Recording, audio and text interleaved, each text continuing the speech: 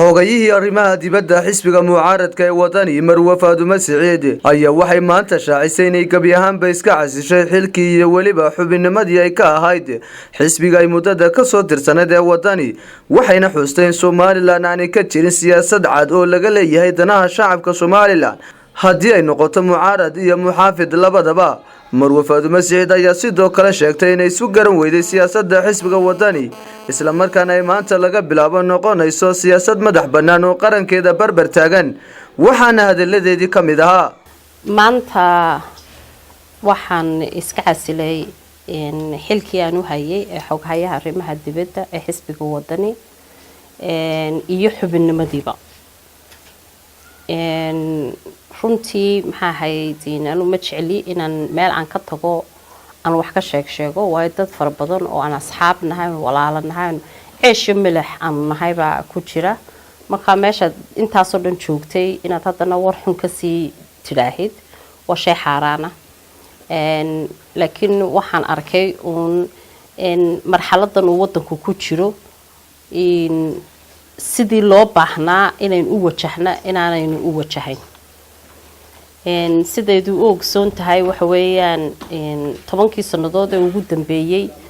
waxaaya fara badan baa maxaa hay Somaliland ku soo kordhay oo aana wada fiicnay siyaasadii Somaliland wax lagu milmo maanta maaha marka waxaan ka fikray xalay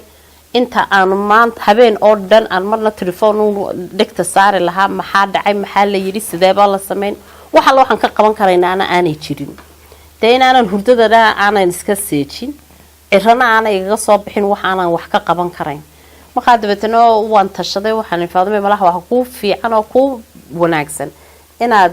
maxay ahayd siyaasadda xisbiyada baad iskaga baxdid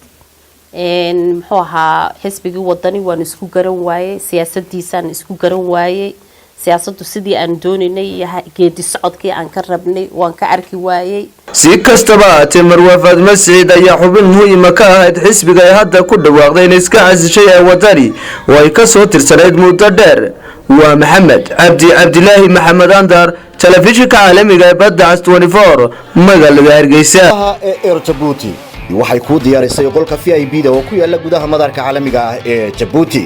soo dhaweyn diiran iyo si gaar ah lagu shaqeeyo ayay kula diyaar yihiin shaqaalaha shirkadda oo kugu adeegaya goob si casri ah u qalabaysan naftuna raaxa iyo deganaansho ka helayso waxa kale oo ku diyaara gaari kuwa raaxada ah oo ku geynaya halka ay diyaaraddu ka kacayso wixii faahfaahin ah ee inta dheer kala xiriir telefoonka iyo ciwaanada shaashada kaaga muuqda Djibouti Sugar